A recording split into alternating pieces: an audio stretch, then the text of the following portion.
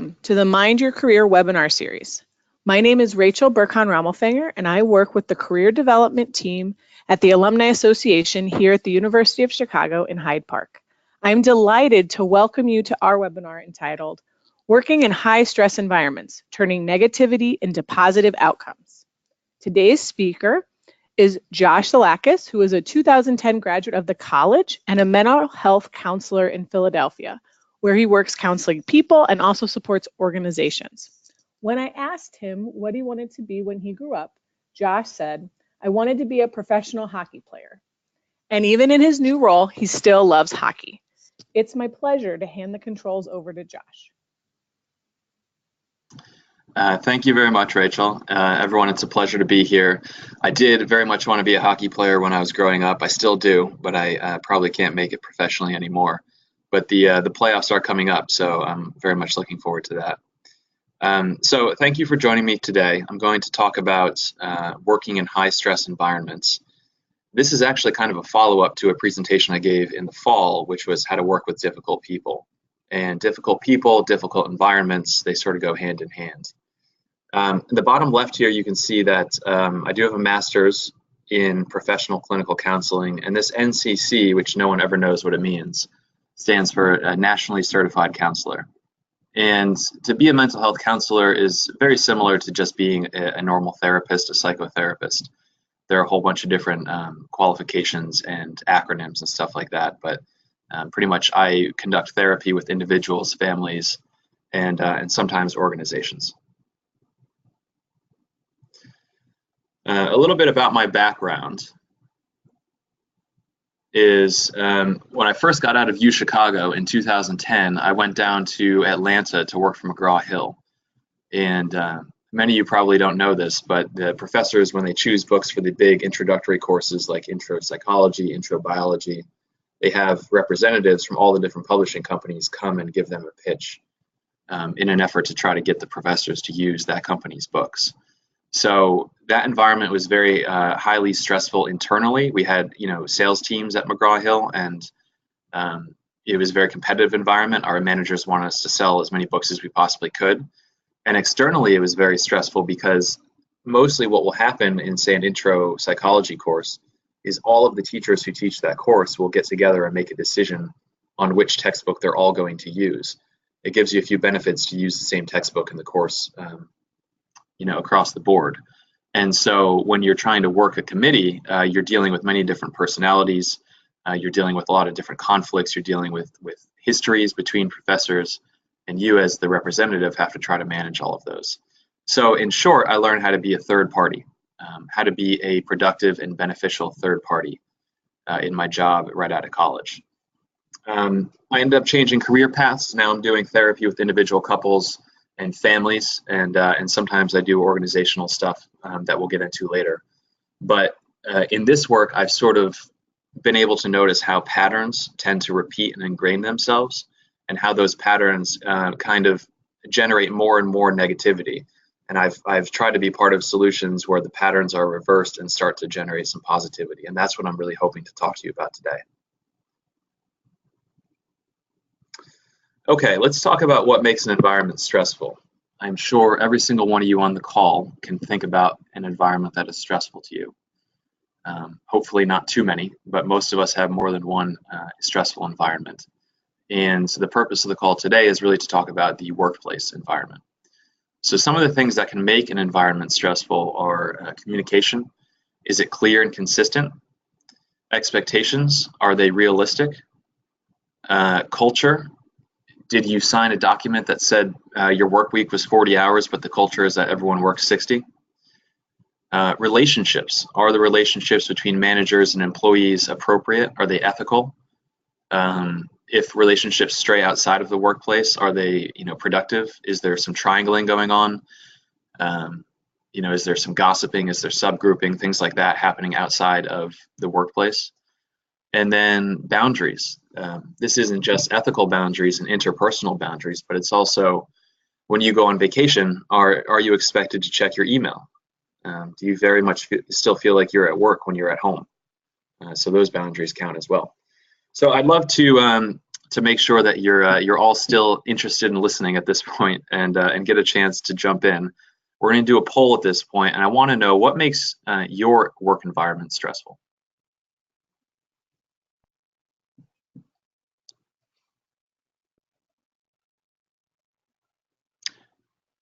Rachel, are you going to do the poll? Yep, it's launched. We've had about 50% of the people have answered. So we'll give it another couple seconds. All right, I think we're ready. So we'll share this. So we can see that 60% of people said communication, 64% said expectation, 44% for culture, 44% for relationship, and 40% for boundaries. Okay. Wow. So each of those had a pretty significant chunk. And it doesn't surprise me that communication, and then what was expectations was the second one? 64%, yeah. And the other three were 40%. Okay. Okay, great. So this presentation isn't so much about what makes an environment stressful as much as it is about what keeps an environment stressful. And sort of when I work with companies and I work with families and couples, I think what I try to recognize and what I try to communicate is that stress is always going to be a part of the equation, but it's how you deal with that stress that can keep things sustainable and manageable. So in a workplace, stress is always going to arise, but if you have any of these three sort of patterns, then stress is not only going to maintain, but it's also going to increase. And that's where we get into situations that are very, very difficult to extricate ourselves from. So the first point I want to make is environment stays stressful if you have a linear way of thinking instead of a circular causality way of thinking. An example of the type of situation is, I don't work hard because you never give me any praise. The other person says, I never give you any praise because you don't work hard. What you have to realize about this situation is that if we think about it linearly, as in one person does something and they cause a bad thing to happen, right? So it's kind of an A and then B, and someone's at fault, then both people can sit there and level complaints at each other, and the situation's never going to go anywhere. So we're going to get into an example of that. 2 is high expressed emotionality. Expressed emotionality is sort of a therapy industry term for the degree to which emotions are expressed. So we're going to get into an example, but the classic case of this, I always talk about it as people being turnstiles. Basically, the higher manager says, look, we need to improve these sales numbers or I'm going to fire you. And that manager turns around and says to his or her employees, look, we need to improve these sales numbers or I'm going to be fired along with you, or you're going to get fired, or something like that. So we really need to find a process where we can sort of separate the emotion from the message. And then the third thing is emotional miscommunication. Probably the most important thing I do in my work is try to understand the emotional demands that people are making through very disguised methods, right? It's very rare that we actually make our emotional demands explicitly. It's very rare that we come into work and say, I don't feel like I'm being cared for. I don't feel like I'm being held. I don't feel like I'm being supported. Instead, we do something else. We say something else. We act in a different way. And so to be good coworkers and managers, we need to understand what people are really trying to tell us on an emotional level. And someone who doesn't understand emotional communication might find themselves saying something like, I don't understand why you didn't just tell me this sooner. The point is the person did, they just didn't tell it to you in a very direct way. So circular causality, this is another industry term that family therapists use. And the intention is to make the family understand that if you want to point fingers, you can do that for until the sun comes up, the sun goes down, whatever that phrase is. It's not like a car accident. It's not, and it shouldn't be conceptualized like a car accident in that one person, does an action, they bump into the back of your car is damaged as a result. The other person is at fault. Their insurance is going to pay for it, and their premium is going to go up. In many instances of our lives, we do think of fault and causality in a linear way. But when we're talking about interpersonal issues, we really need to make sure that we understand it in a circular way. And what that means is that less important than who started it is that everyone who is part of it is still perpetuating it. And an example of this is I worked with a mother-daughter tandem for a while, and the issue was that the mother called the daughter every single day, really felt like she needed to talk to her daughter every single day. But the daughter felt like she didn't want to talk to her mother every single day. And when they would talk on the phone, the mother would sort of berate the daughter for not being a good daughter and not talking to her every single day, which would upset the daughter, and the daughter wouldn't pick up the phone for a couple of days after that. Then when the daughter finally picks up the phone, the mother berates her for not being a good daughter. You can see how this thing goes, around and around and around. And with each cycle, it adds a little bit more stress and a little bit more negativity. And it sort of enmeshes the two in the process a little bit more. So hopefully that's a good example of how these things, they're not solved by saying, well, this person did that and then I did this. They're solved by first recognizing that both people are keeping this process going by the behaviors they're participating in. So the solution I always offer in these instances, and I want you to think about a situation where this applies to you. Take a moment to think about that.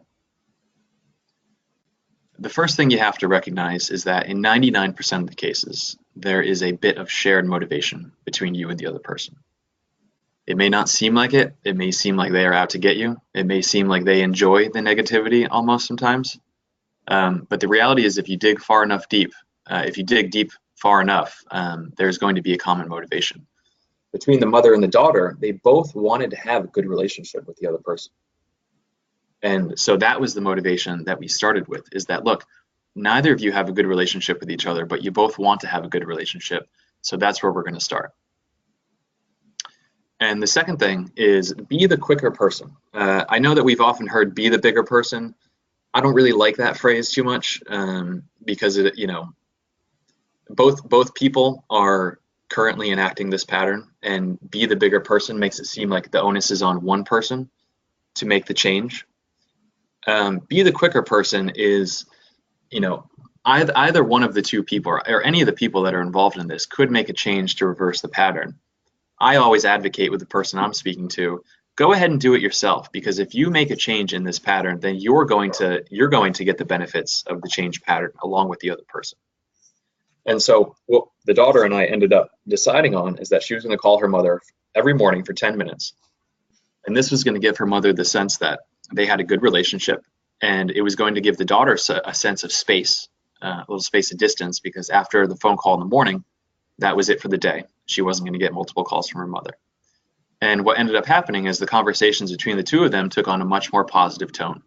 And they gave me a call a few months later. They very much feel like their relationship has greatly improved. They look forward to their talks. The point is, if I can go back, is that the daughter made the quick move to call her mother more frequently, but she did so in a way that was still going to make sure that she took care of and protected her own space. And that sort of broke this pattern. And that was based on the shared motivation they both had to have a good relationship with each other. Rachel, are there opportunities for me to sort of open the floor for any questions? I don't want to steamroll over this stuff. I'm not doing a good enough job of explaining it. I think we're okay. I don't see any questions coming up at this moment, but it is open for folks to write them in at any time. Okay, so if people have questions, they can write them in. Yes. Okay, great. All right, yes, very much encourage anyone. If I'm missing something or if I'm glossing over this, please do let me know.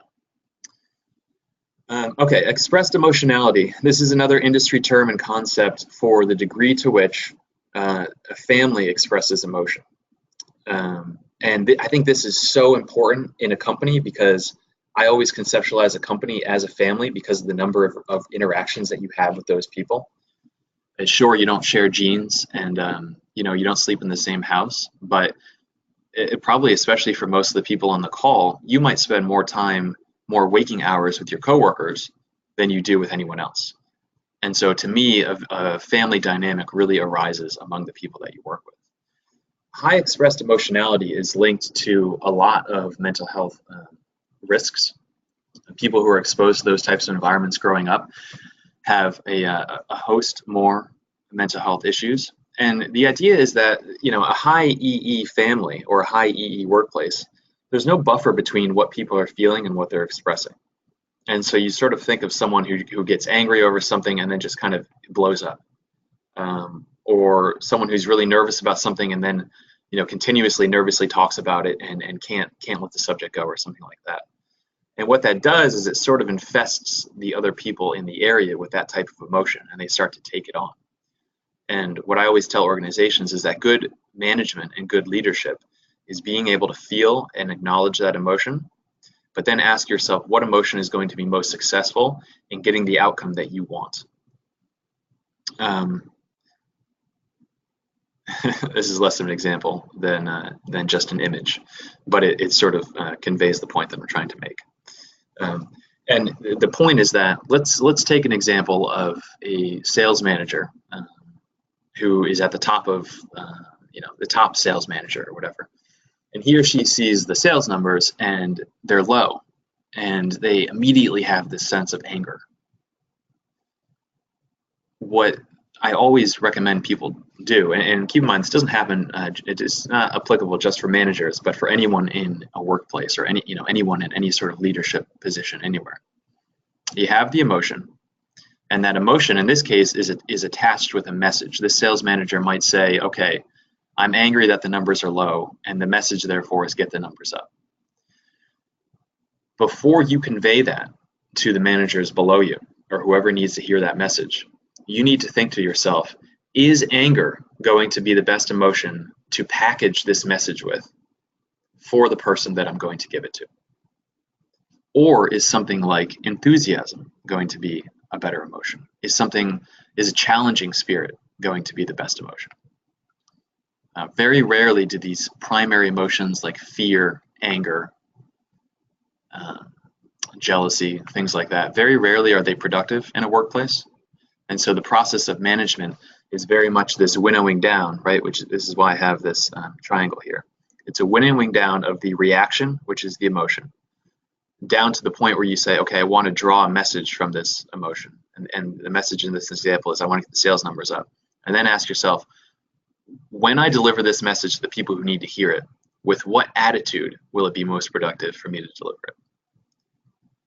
A high EE environment is one where the emotion becomes the message. Hopefully that's clear. If you have any questions about that, please do write it in.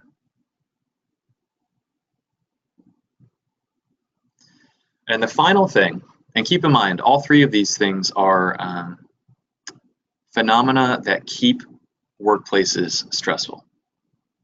Not necessarily those that make workplaces stressful, but the ones that maintain stress in the workplace. And the final one, and the biggest one, I really can't emphasize this enough, is emotional miscommunication. Emotional miscommunication is when you misunderstand the emotional communications of someone that you're working with, someone that's working above you, below you, doesn't matter. It's not understanding the message behind the gesture. If anyone was an English major at U Chicago, this is the same sort of exercise that we would ask. What is the subtext of the text? And if I move on to the next slide, the top level here, things like doing the bare minimum, talking behind a person's back, omitting important information, those are all gestures whose underlying motivation might be something like distrust. So if I don't trust my manager, or I don't believe that the company cares about me, I might do the bare minimum. Why try harder? I might talk behind my manager's back. I might only answer the information that I am explicitly asked to give and omit stuff that I know that my manager or the company might want. But I say, screw them, I don't care. So if you're getting these behaviors and you try to work with them on this top level here, say you go to a person, you say, look, I know you're doing the bare minimum, I need you to do more. What that misses out on an opportunity for is to address this underlying issue. And this underlying issue is going to have all these different branches to a whole bunch of different behaviors and attitudes. You address the underlying issue, suddenly you've solved all the ones up here.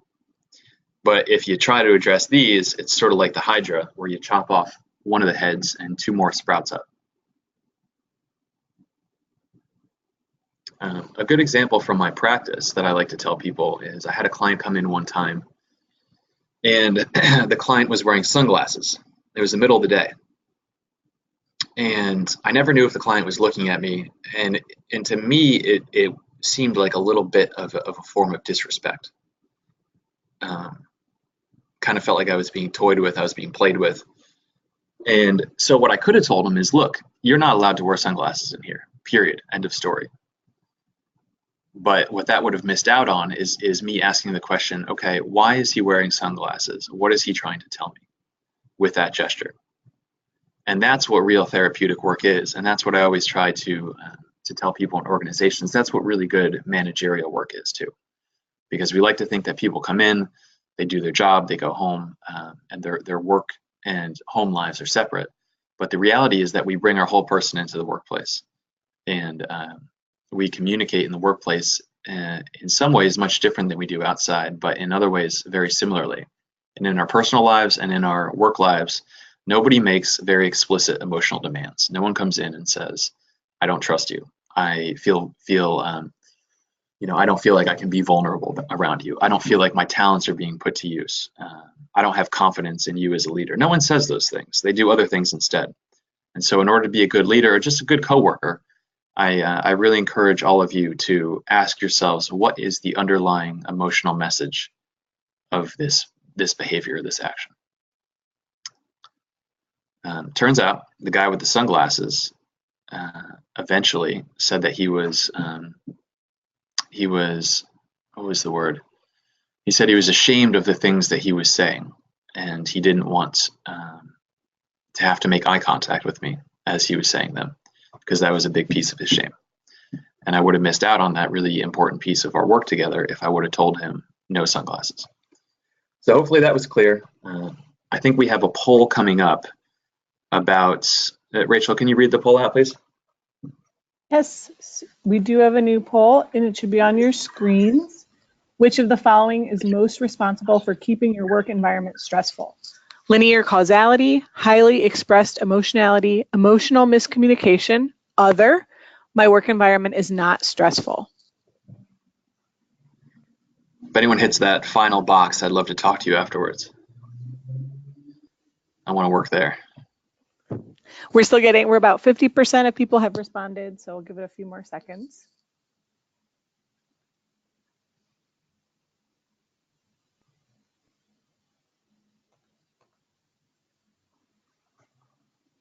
We should be able to see the answers. 44% is linear causality, 33% is highly expressed emotionality, 59% for emotional miscommunication, other, 30%, and 4%, my work environment is not stressful. All right. How many people is that we have? How many people voted on that one? About 80% of our 37 attendees. Okay. So about, I think it means one person said that their workplace wasn't stressful. Well, very good for you, very happy for you. If it ever ends up becoming stressful, remember this presentation. And I'm not surprised, by the way, that emotional miscommunication was the highest there, because that's really kind of an umbrella term that I think could probably be applied to any sort of workplace stress or conflict. But it's good to know that people in the audience recognize that. Okay, let's do an overview before we get into some Q&A. It's almost 1:30. Okay, many things can make an environment stressful, but what we've gone over today is linear causality, high expressed emotionality, and emotional miscommunication keep environments stressful.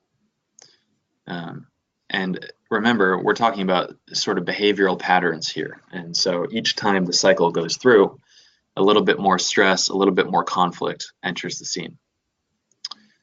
To resolve the issue sort of in-house, right, between you and the parties that are causing the stress of the conflict, I often recommend find the common motivation. If it's a stressful team, maybe the common motivation is to do a good job, to create a good product, to sell more product, to communicate the message of the product better. Whatever it is, almost always there's a common motivation if you dig deep enough between a group of people. And once you realize what that common motivation is, I always recommend use it to be the quicker person, because the quicker you are, the quicker you're going to get results that you want. The whole point of circular causality is that if you're getting the results that you want, the other person is getting the results that they want, and vice versa too. It's not a linear thing. It's a thing that keeps on repeating itself. I also recommend allowing the emotion to subside before delivering the message.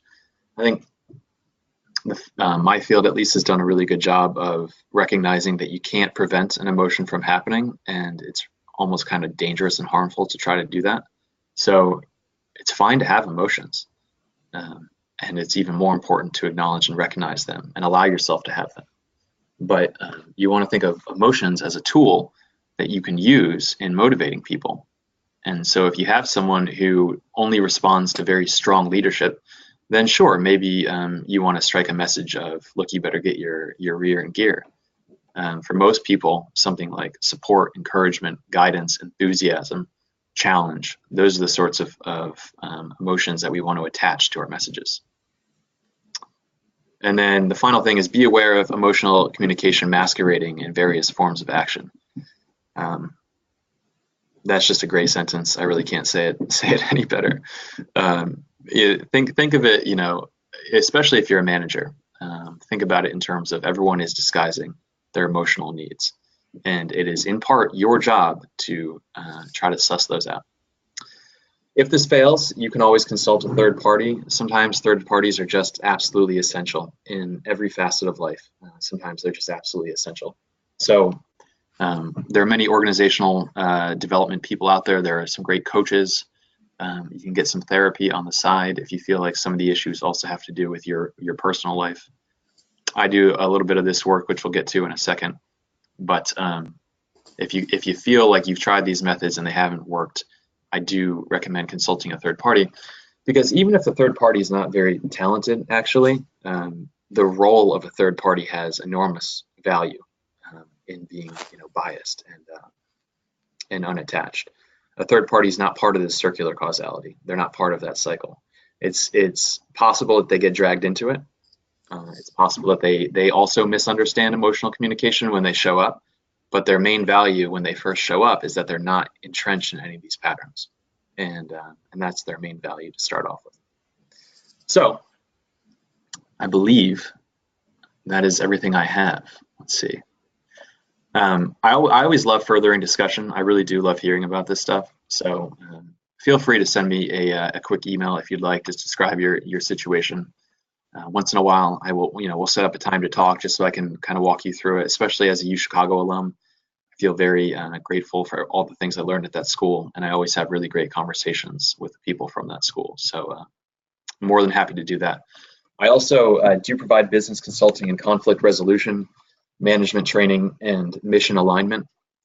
Mission alignment is making sure everyone on your team is sort of on the same page and has bought into the message of what you're trying to accomplish. And feel free to check out my blog at joshztherapy.com.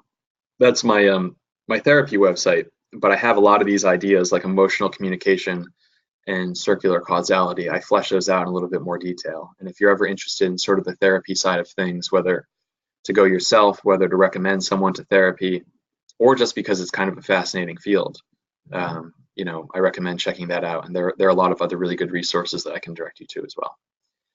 So at this point, it is a little past 1:30, and Rachel, should we open it up for some Q&A? That would be great. Okay. So we have had quite a few questions come in. So one person said, what would a buffer between the emotion, say anger, and the message with productive emotion, enthusiasm, look like? Right. Good question. Let me go back to that slide.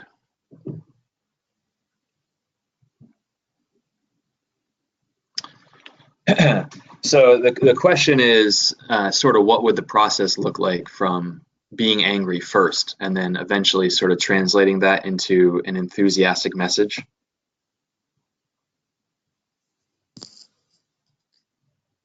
Rachel? it says how would we change that from anger to enthusiasm, and what would that Okay. look like? I think the first and probably most important thing is allow yourself to have that anger. I mean, I guess I'm not sure how it sounds. I'm very steeped in this field, so I hear this sort of thing all the time. But I do know that as soon as we say to ourselves, okay, I can't have that emotion, it's not appropriate to be angry, I definitely can't show my anger to the people around me, what you're basically doing is you're creating an unresolved loop in your head, and you're pretty much guaranteeing that you're going to remain angry for a lot longer than you would otherwise if you just said to yourself, okay, I'm angry, maybe it's justified, maybe it's not, but I'm angry for this reason. Okay, low sales numbers, that becomes the message. We need to get these numbers up. And then you have to ask yourself, after you have the emotion for a while, right? And I always recommend that people take a day, take an afternoon, have a conversation with a colleague maybe on your same level or something like that, to try to get past being in the grips of that angry emotion. And then say to yourself, okay, if I deliver this emotion with anger, what is that going to do? Do people work best when they're afraid? Are people motivated to work for someone who is angry all the time? If that's the case, then go ahead, use the anger.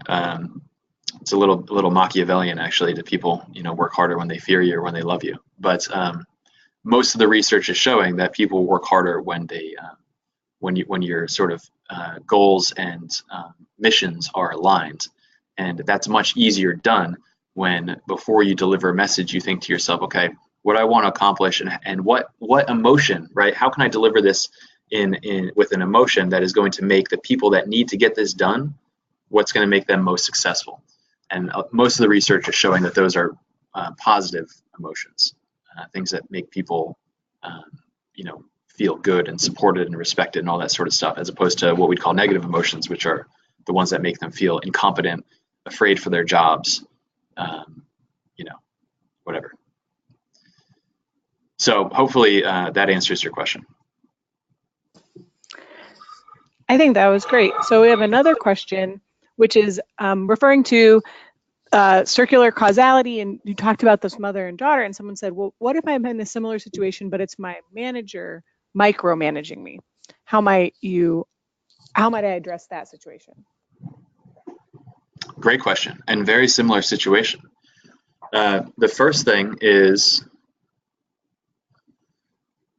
recognizing the shared motivation. I would be shocked if the manager didn't want to feel like he or she was being a good manager to you and to have a good managerial relationship with you. And I'd also be surprised if you didn't want the same things, if you didn't want to be managed well, and if you didn't want a good relationship with your manager. So that is the shared motivation, and that's almost the justification for wanting to change things up. If you didn't believe you had any shared common motivation with a person, it's very hard to work with them. So that's the first step. And as far as being micromanaged, I can definitely see how you'd get into a little bit of a similar pattern there, a similar negative circular causality pattern. I think I'd probably have to know in what way you are being micromanaged, because when it comes to these sorts of minor changes, the devil is in the details. But something similar might work, where if the manager is sort of asking, maybe say the manager is always checking in with you to make sure that you're doing the things that you should be doing at every point in the day, similar to how the mother was checking in with her daughter multiple times throughout the day to see if she would talk to her. Maybe something like, hey boss, I'm gonna give you a little spreadsheet at the end of the day of everything that I did, or I'm gonna send you a daily plan in the morning, and we'll touch base at the end of the day. Now I'm sort of fabricating this situation because it does depend on the way in which you're being micromanaged, but something like that gives that person the sense that they're still going to be able to keep track of you in the way that they want to, but it gives you a little bit of breathing room as well. And if we circle back to the emotional miscommunication too, I think it's important to ask yourself, why is this person so intent on micromanaging you? Sometimes it could be that you could be doing a better job, but more likely than not, it's their managerial style. And this type of person, they might be a little anxious. They might feel uncomfortable with long gaps of time between checking in. There's something that's being soothed for the person, right? There's something calming about being able to check in and be able to make sure that everything is being done the way that they want it to. So the trick is to give them that sense, but do it in a way that you're not being taken from at all times. You're not being belittled. You're not having your own legs cut out from underneath you. My first boss, actually at McGraw-Hill, he gave me a spreadsheet when I first started. It told me what I should be doing every 15 minutes of the day. And it started with waking up. So it didn't even start with my workday. It started with wake up, brush teeth, have breakfast, shower and change, wear something like this. And I couldn't have thought of anything more micromanaging than that. So what he and I ended up doing, and this is why the example comes to mind, is I said, look, I'm going to give you a daily plan every morning, and I'm going to send you that same daily plan with what I accomplished at the end. I said, but in between, I need to be on these sales calls, and you need to trust me. And so that's what we did. So he was very soothed and massaged by that. He got to check in twice a day. But in between those two check-ins, for me, I got to do things my own way. So that was a little bit long-winded. I do invite you to maybe email me after with what the specific situation is, and I can help you further. So there's sort of a follow-up to this. As someone said, you mentioned the example of the mother and daughter, and they eventually agreed upon sort of a compromise that worked in both of their favors. And also in this situation, you're talking about a compromise. And she says, I'm sure it wasn't easy to come to this conclusion on their own. So what steps did the two of them take to get to the point where they could, in good faith and with genuine interest, decide to have that 10 minutes on the phone every morning? That's actually a great point. And this is something that I didn't really mention in the presentation that I really should have, is that the daughter didn't come to an agreement with her mother to speak every morning for 10 minutes on the phone. She and I came to that decision, and then she just started doing it. And I think that's a big piece of being a quicker person, is changing your behavior, and a lot of times not really telling the other person, right? I'm trying to think through this a little bit as I talk about it.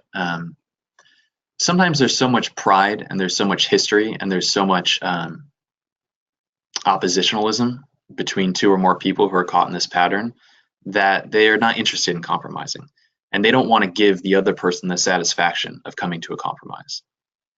And so that's why in some cases, when that is the case,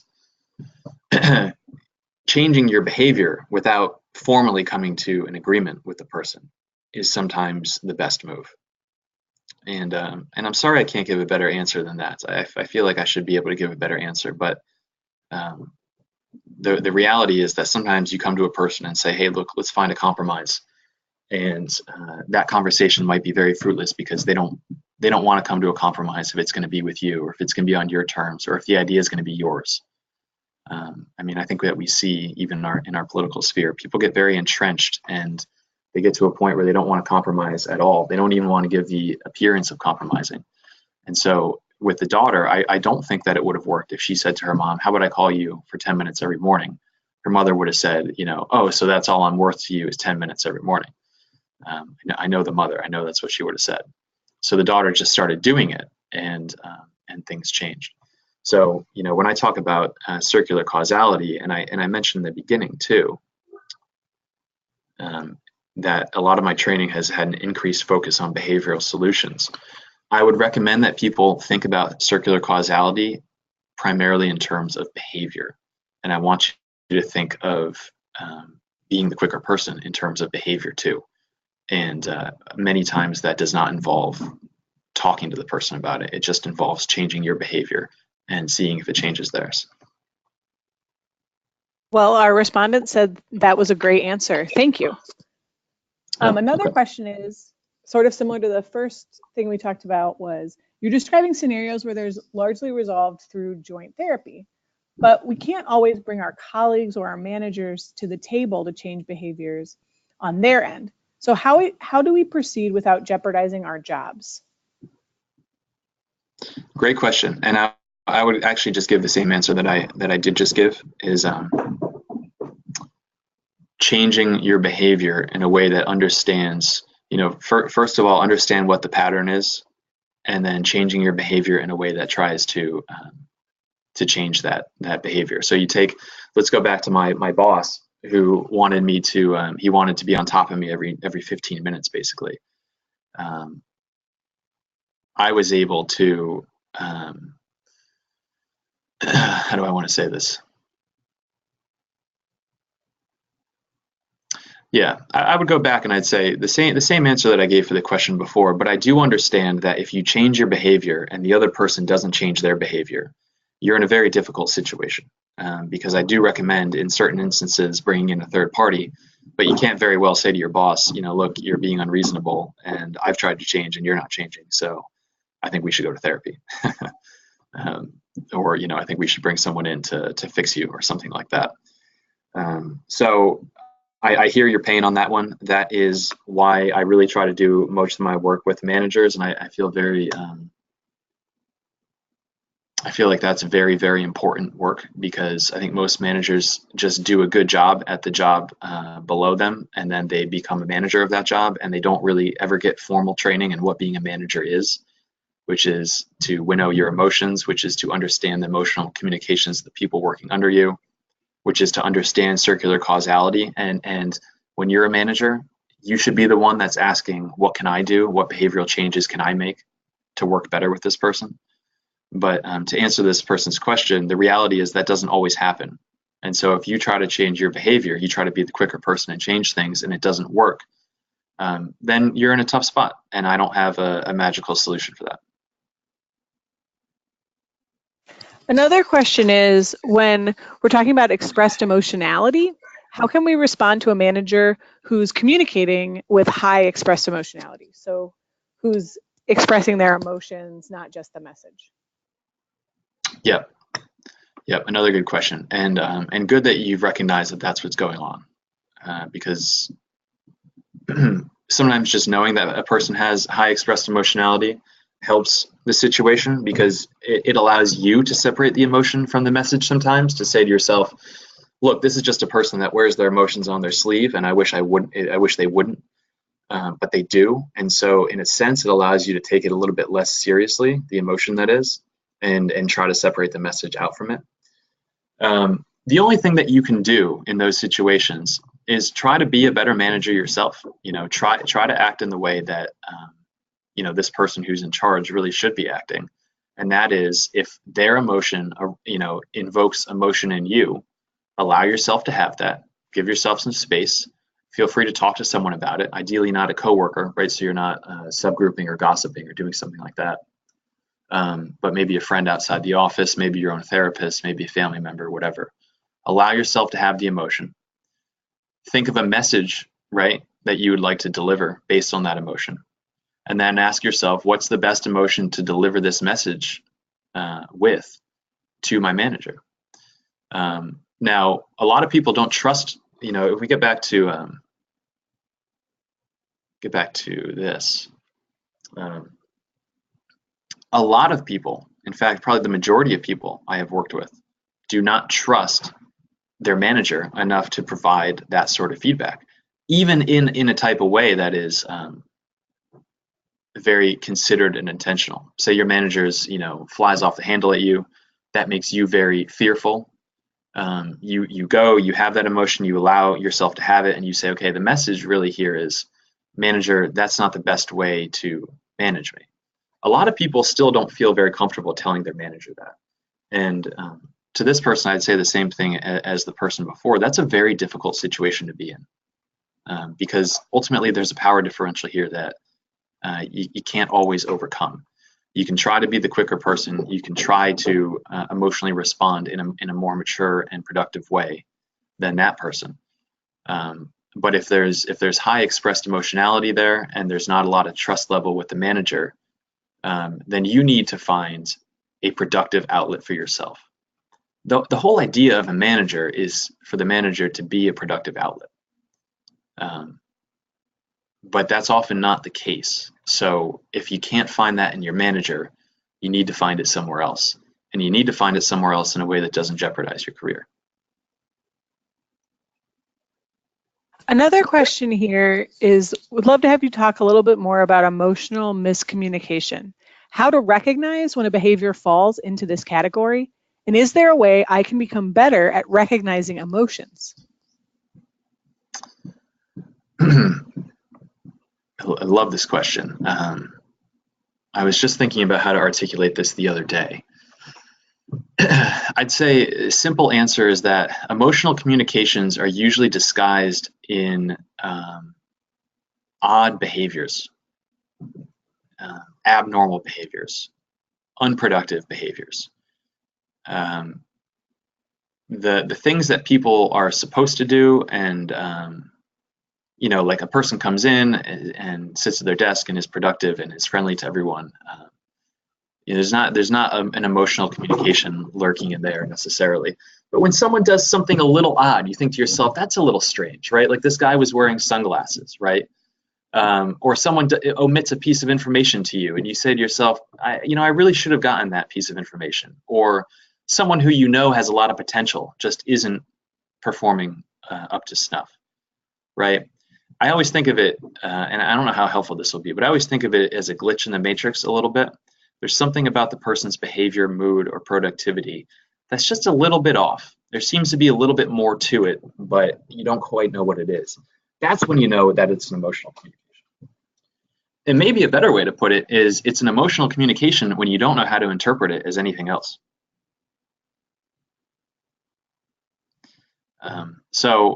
And the second part of the question is, how do you get better at recognizing emotions and emotional communications? First step, just turn your awareness on. You've listened to this presentation now. Hopefully it's helped you think about some of the behaviors of the people that you interact with in a different way. Simply asking the question. I've gotten better at this through simply doing it and sitting down and asking myself, what was the emotional message that that person was trying to give me? And in the beginning, it was very difficult and I didn't feel like I was very good at it. But I did realize that just knowing that there was some sort of emotion being communicated there, instead of what it seemed like, but there was a deeper emotional message, that made me twice as good or 3 times as good because I was just open and aware to that possibility. Great. So we have a 2-part question. Part 1, what if the person you're trying to address is not really a talker, backs out of every conversation you try to have, or just says, I don't know, when you ask why their behavior has been as such? Is there advice for dealing with their emotional miscommunication when someone's not comfortable speaking in general or doesn't realize their own motivations behind their behavior? Yeah, that's a great point. The way I was trained in therapy is really that we're trying to teach people how to talk. We're trying to teach people how to ask for what they want in an adult way. And so when you have someone who isn't comfortable talking, who isn't comfortable asking for what they want, who might not even really be aware of what they want or what the motivation is behind some of their actions, you're in a tough spot. You're in a tough spot.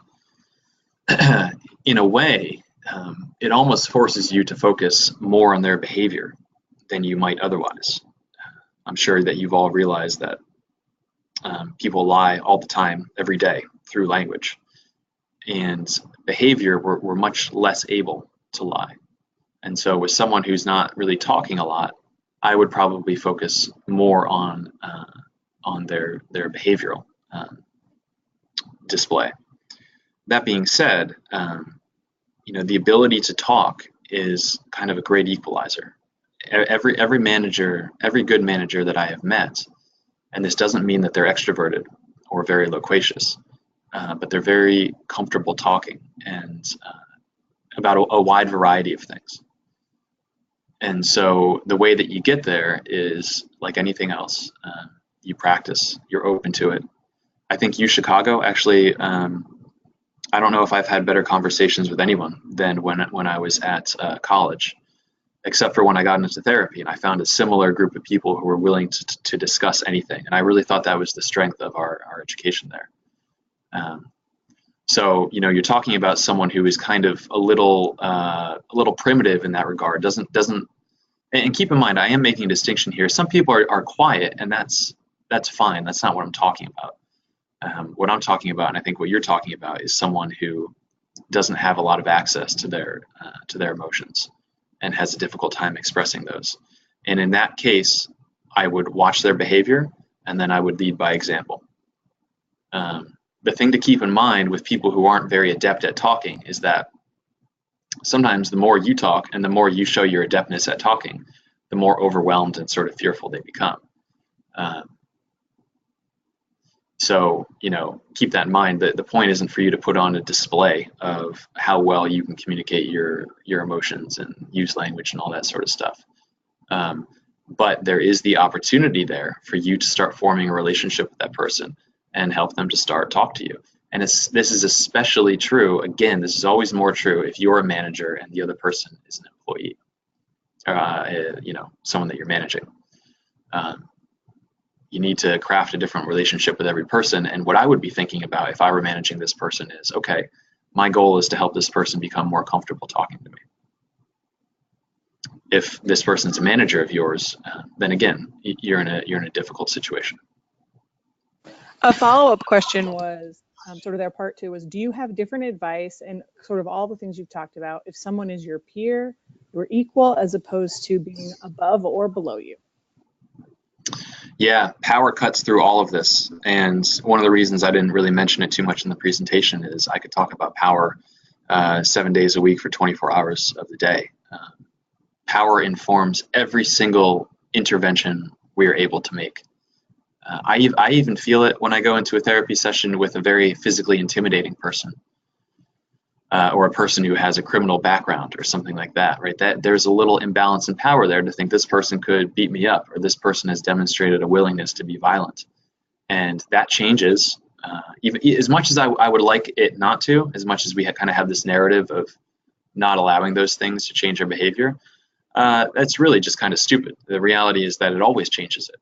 And your intervention, the way that you interact with people, is always going to change depending on if they are your manager, they're your peer, or they work under you in some capacity. What I would advise with respect to that is two things. One, use the power to your advantage. If you're managing someone, you have more power there, and you can use that to your advantage. I don't mean to exploit the person. But I mean that they you know, are probably going to listen to you a little bit more. You can pay a little bit more attention to them. If the person is your peer, you use that too. We're on an equal power footing. So that means we can have certain types of conversations that I can't have with those below me and those above me. And if you're talking to your boss, or someone above you, you need to use that to your advantage too, in terms of, you know, be respectful, recognize that power differential exists, and use it to understand what it's like for the people underneath you too. Every therapist should go to his or her own therapist, and I'm always taking things from my own therapy and using it with my own clients. And that's the same thing that I would recommend for people who have if you have a difficult boss, right? Keep in mind that, you know, you stick with it. You're going to be there one day. And what was it like for you to be treated in that way? And how much different would it have been for you if you weren't? I think sometimes managers don't get enough positive reinforcement. I think you might get a little bit more of that when you're not a manager. And then when you're a manager, maybe you feel like you're, you know, putting out fires all the time and solving people's problems. But keep that memory in mind. What is it like to be managed well, and how much of a difference does that make to you, not only at work, but also in your life? The second part of that question, the second thing I would say, so the first is use it to your advantage, and the second is something I've completely forgotten. Sorry about that. If it comes back to me, I'll get back to it, but I've forgotten. Great. This has been wonderful. We did have one question we didn't get to, but we're at 12:57. Okay. And it was about how to deal with bullying in the workplace. And I'll send that question to you, Josh, so you can connect with the asker. And I'm sure your other webinar on working with difficult people might be helpful in answering that. Yeah, absolutely. Absolutely. So I want to thank everybody for being on this webinar today, and a special thank you to Josh for this informative and engaging and useful presentation. I want to invite you to join us again in April for other webinars focused on job skills and also government professions. Our next webinar will be LinkedIn 101 next week, and later in the month we'll hear about a career in the foreign service, and also the first week of May we'll hear about how one becomes a Chicago alderman and how you get things done in the city. So I hope that you all have a great rest of your day. Take care, and thank you for listening. Goodbye. Thank you, everyone. Thank you, Rachel.